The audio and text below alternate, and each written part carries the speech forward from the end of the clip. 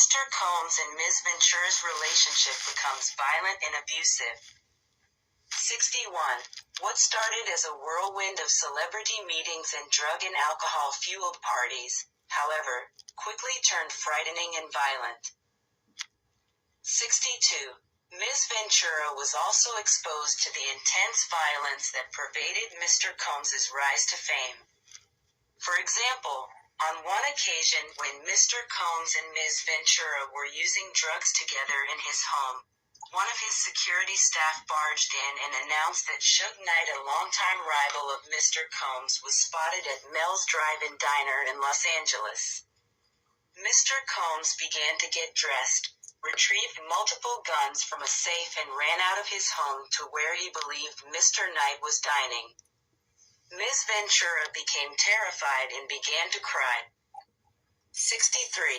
On at least 2 occasions, Mr. Combs demanded that Ms. Ventura hold Mr. Combs's gun in her purse.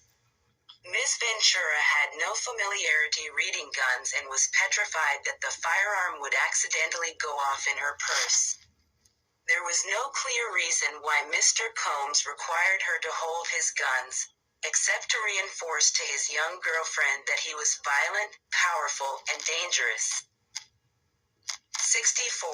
Over the next decade, multiple times each year, Mr. Combs would violently beat Ms. Ventura, leaving bruises on her body. After every instance in which he beat Ms. Ventura, Mr. Combs used his money and power to orchestrate extensive efforts to hide the evidence of his abuse, including by hiding Ms. Ventura in hotels for days at a time to let her bruises heal. 65. In one such instance, after a party with Jay-Z, Mr. Combs beat Ms. Ventura repeatedly in an escalade, including by kicking and hitting her. He forced her out of the vehicle on 5th Avenue in New York City. She was eventually able to hail a cab and get to her apartment in Manhattan, where she cried in fear, realizing there was no one she could tell about. Happened at the hands of this incredibly powerful man. She spent the subsequent 3 days hiding in her apartment. 66. In January 2009, after Mr. Combs learned that Ms. Ventura spoke to another music manager at a party in Los Angeles, he became enraged. She had hoped speaking to this manager would allow her to further grow her career, and that Mr. Combs would be happy for her, but instead he became extremely angry and pulled her out of the club where the party was taking place. 67. In the car leaving the club, Mr. Combs beat Ms. Ventura, pushing her into a corner of the vehicle and stomping on her face. Mr. Combs's security staff, Roger Bonds, tried to stop the beating, but was unable to de-escalate the situation. When the car arrived at Mr. Combs' residence, Ms. Ventura attempted to run away, but Mr. Combs followed her and proceeded to again kick her in the face.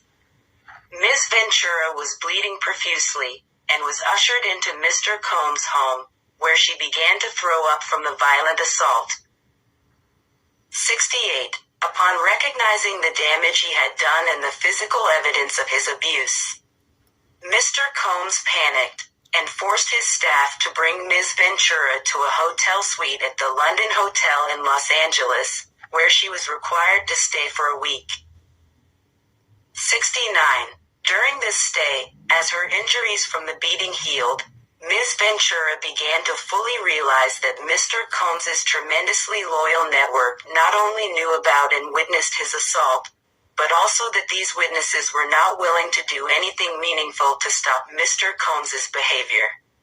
She recognized that she was powerless, and that reporting Mr. Combs to the authorities would not alter Mr. Combs's status or influence but would merely give Mr. Combs another excuse to hurt her. 70.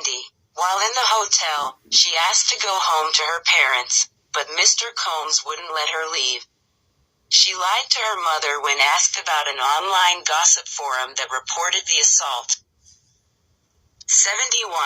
Mr. Combs proceeded to instruct his assistant to purchase excessive amounts of gifts for Ms. Ventura, which were delivered to the hotel room where she remained trapped. 72. Ms. Ventura was terrified, isolated, and unable to see a pathway out of Mr. Combs' abusive hold on her life. 73. She found herself becoming numb to the abuse she was experiencing, and became entirely beholden to Mr. Combs' demands. She began to blindly follow his instructions out of fear of again being on the receiving end of a vicious beating. 74. By Mr. Combs' own admission, his relative, Bobby and Whitney, a clear acknowledgement of with Ms. Ventura was like unequal power dynamic and excessive domestic violence that permeated their relationship. From the outside looking in, Ms. Ventura had heard others refer to her relationship with Mr. Combs as akin to Ike and Tina. 75. Her volatile and abusive partner, who also owned her label and therefore held her future success in his hands, had fully exerted control over every aspect of her life. Versus Mr. Combs forces Ms. Ventura into sex trafficking. 76. Within a few months of beginning a romantic relationship with 40-year-old Mr. Combs, the 22-year-old Ms. Ventura felt beholden to his whims and demands. 77. While in New York City, Mr. Combs told the Ms. Ventura that he wanted to engage in a fantasy of his called voyeurism. Mr. Combs said that it would turn him on if he saw Ms. Ventura with another dick. 78.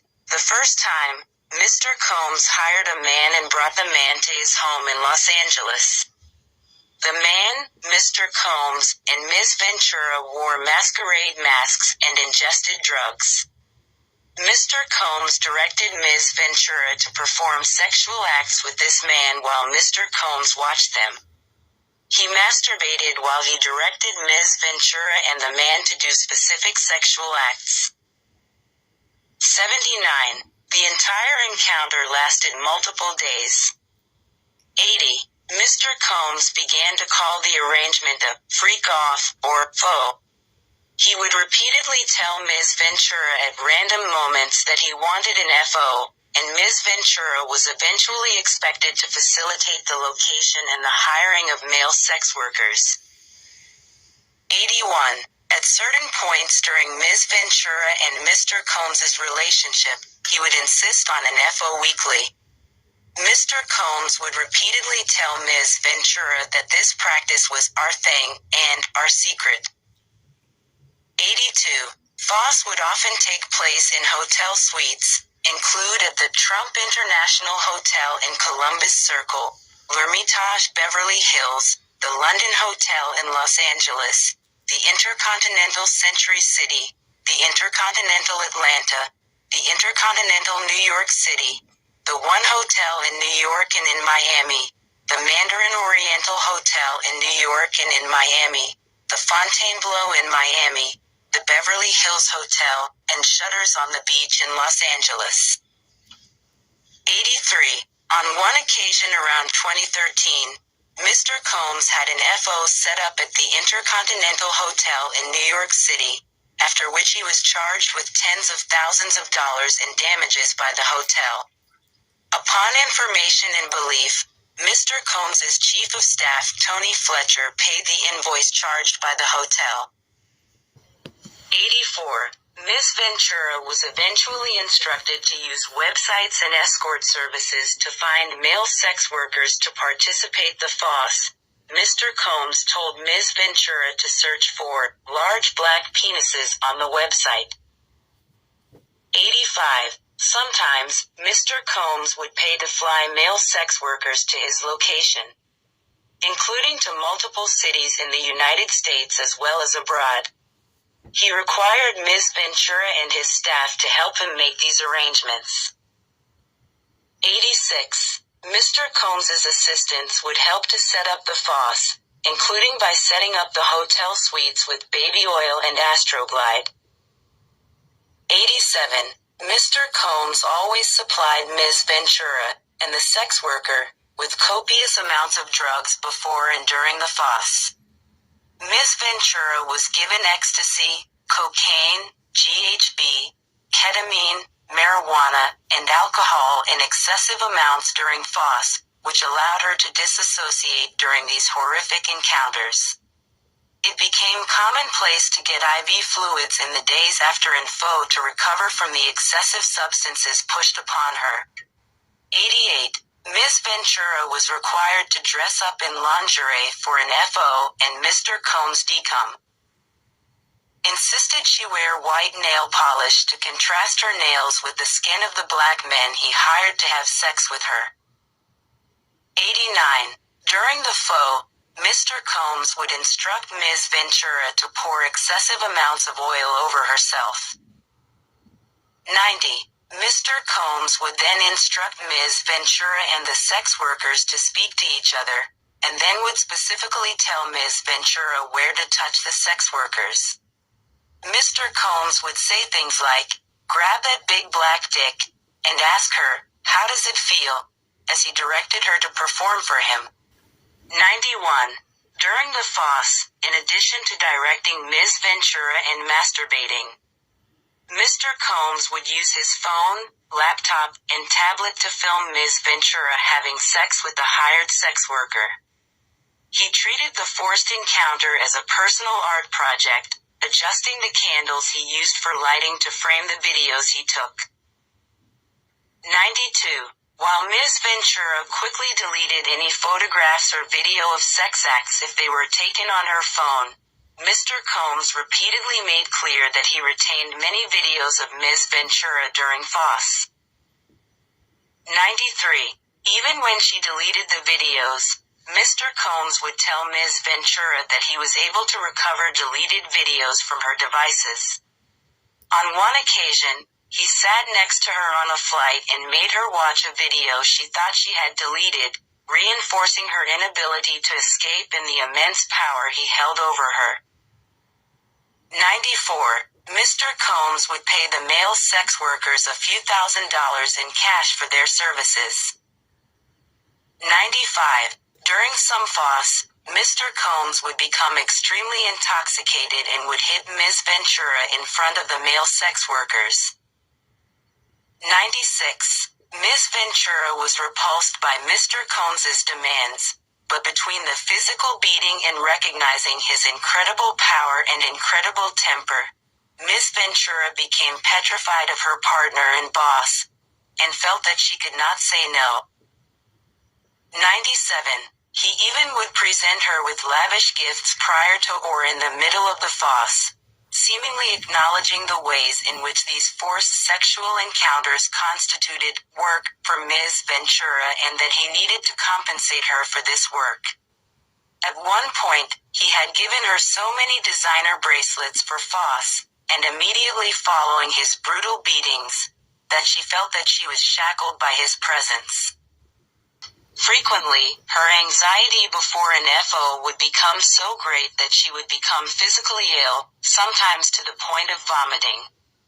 While kneeling over the toilet, Mr. Combs would shame her into performing for him, eventually forcing her to get up and proceed with the encounter. 99. She knew firsthand that telling Mr. Combs that she did not want to engage in FOSS was met with anger and violence.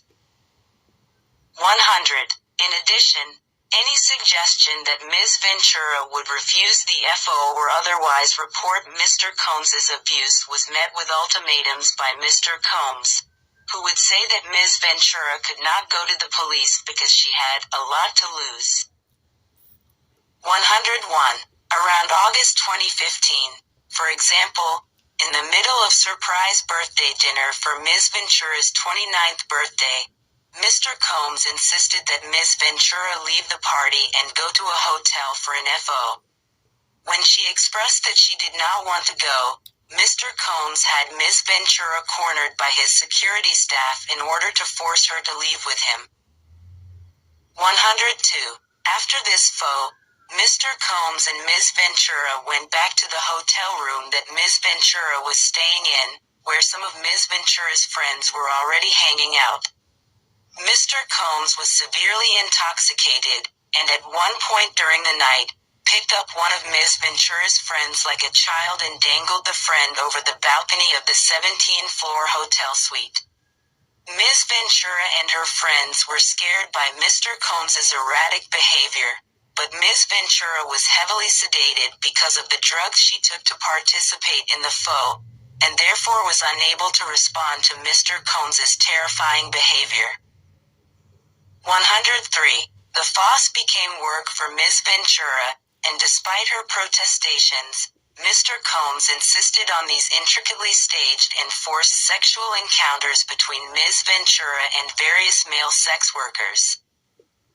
Ms. Ventura tries to escape Mr. Combs' abuse. 104. Anytime she tried to create distance between her and Mr. Combs, he used his networks to find her and convince her to return to his abuse. 105. On multiple occasions, Mr. Combs sent his employees to lure Ms. Ventura back. 106. In 2011, during a rough patch in Mr. Combs and Ms. Ventura's relationship, Ms. Ventura had a brief relationship with musician Kid Cudi. 107. When Mr. Combs returned from a trip, he demanded another FO of Ms. Ventura. She acquiesced. 108. During this faux, Mr. Combs found Ms. Ventura's phone and found emails between her and Kid Cudi. Mr. Combs became enraged and proceeded to place a manual corkscrew between his fingers and lunged at Ms. Ventura. 109. Ms. Ventura ran away to stay at Kid Cudi's home to escape Mr. Combs's wrath. Soon thereafter, one of Mr. Combs's staff members told Ms. Ventura that he needed to just talk to Mr. Combs, even though Mr. Combs was enraged. 110. Feeling like she could not escape Mr. Combs and his network of enforcers, Ms. Ventura returned to Mr. Combs. He hit her several times, and then kicked her in the back as she tried to run out the door. 111. She went to her parents' home in Connecticut where her mother took pictures of the bruises Mr. Combs had left on Ms. Ventura's body. 112. In February 2012, during Paris Fashion Week, Mr. Combs told Ms. Ventura that he was going to blow up Kid Cudi's car, and that he wanted to ensure that Kid Cudi was home with his friends when it happened. Around that time, Kid Cudi's car exploded in his driveway. 113. Ms. Ventura was terrified, as she began to fully comprehend what Mr. Combs was both willing and able to do to those he believed had slighted him. 114. In 2015, Ms. Ventura spoke to a popular music manager at an after-party in a hotel suite in Las Vegas.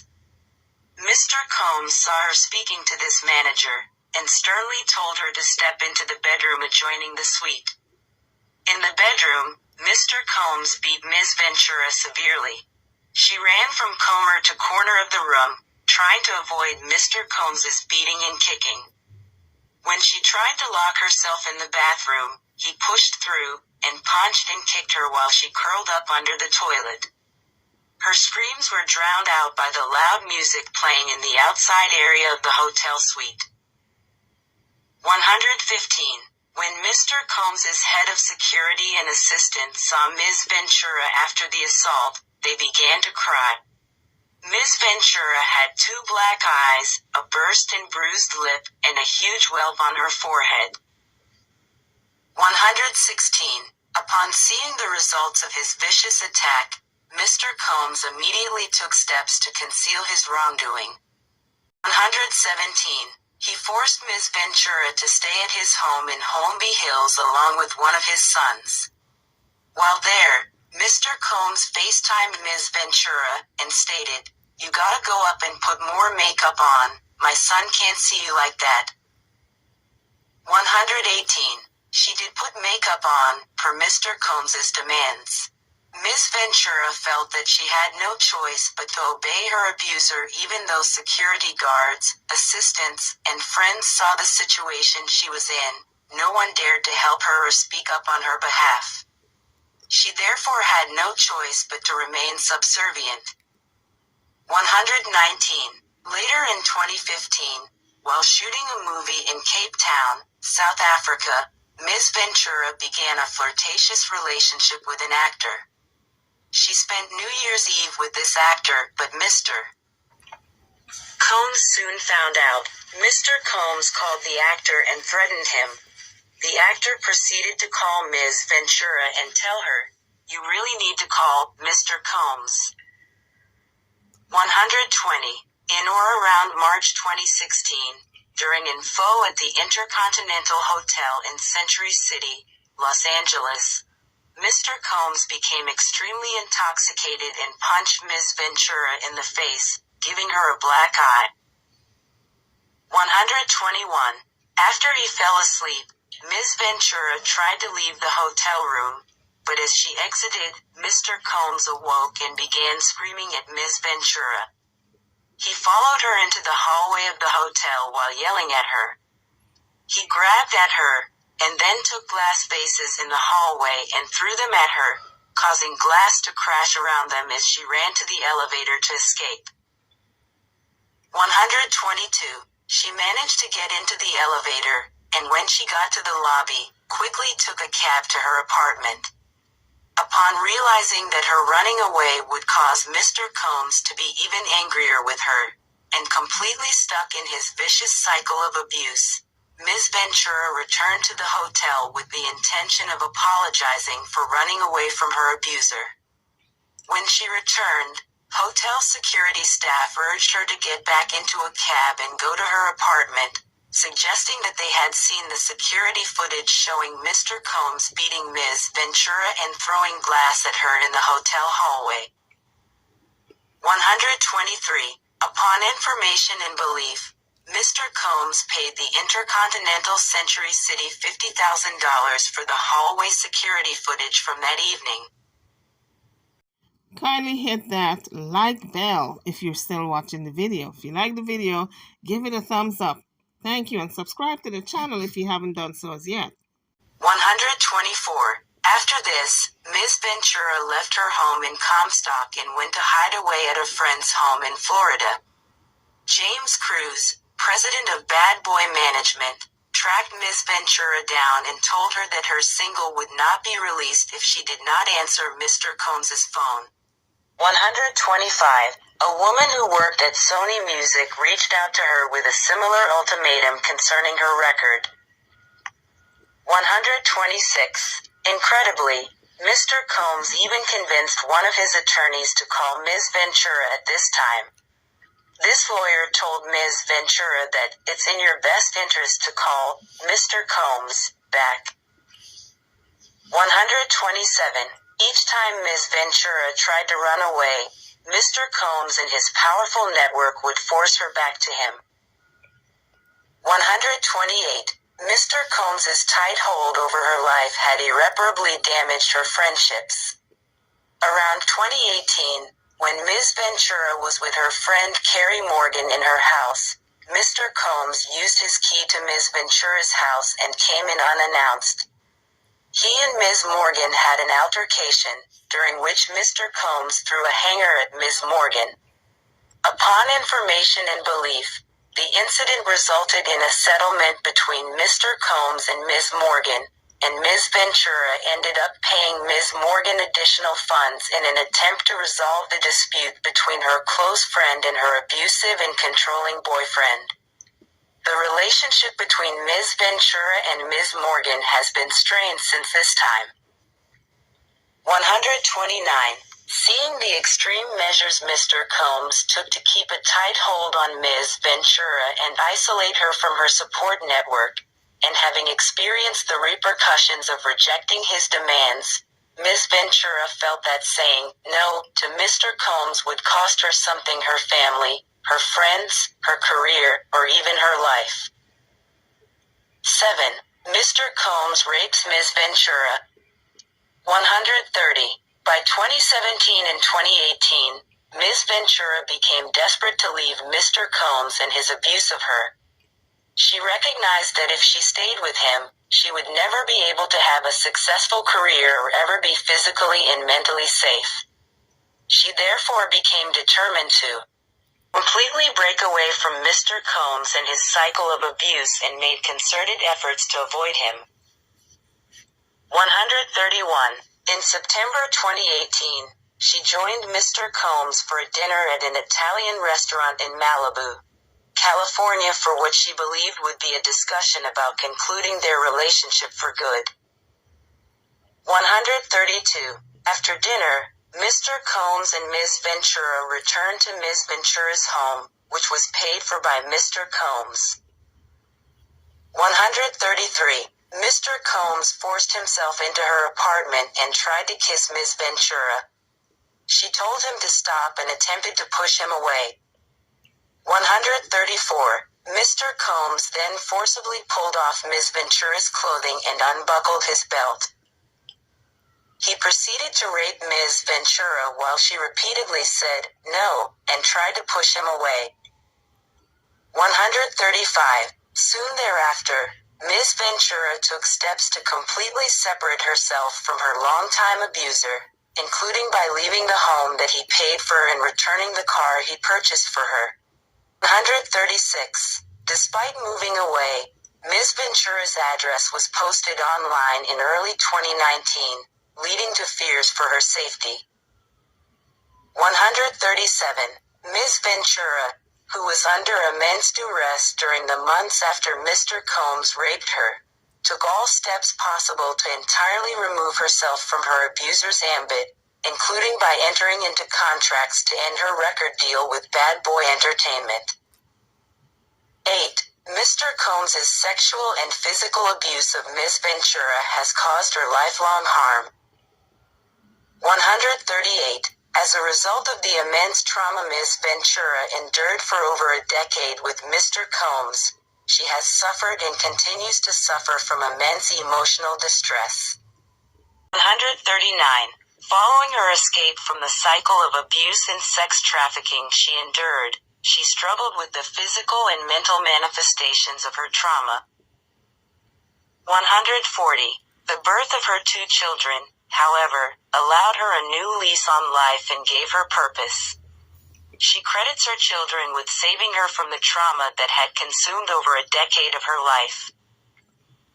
141. Except for the months when she was pregnant with her children, Ms. Ventura struggled with her addictions to drugs and alcohol addictions that were established and fueled by Mr. Combs.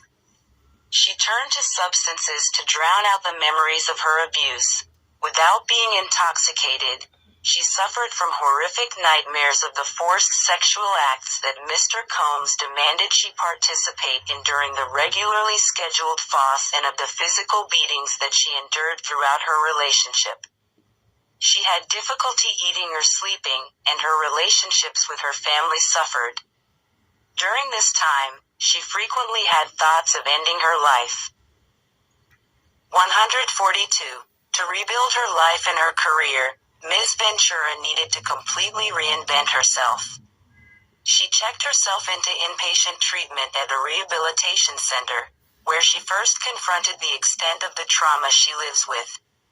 She has required intensive therapy and other medical care to recover from Mr. Combs' abuse, and she will forever live with the physical and psychological repercussions of the over a decade of violence, fear, and exploitation she endured.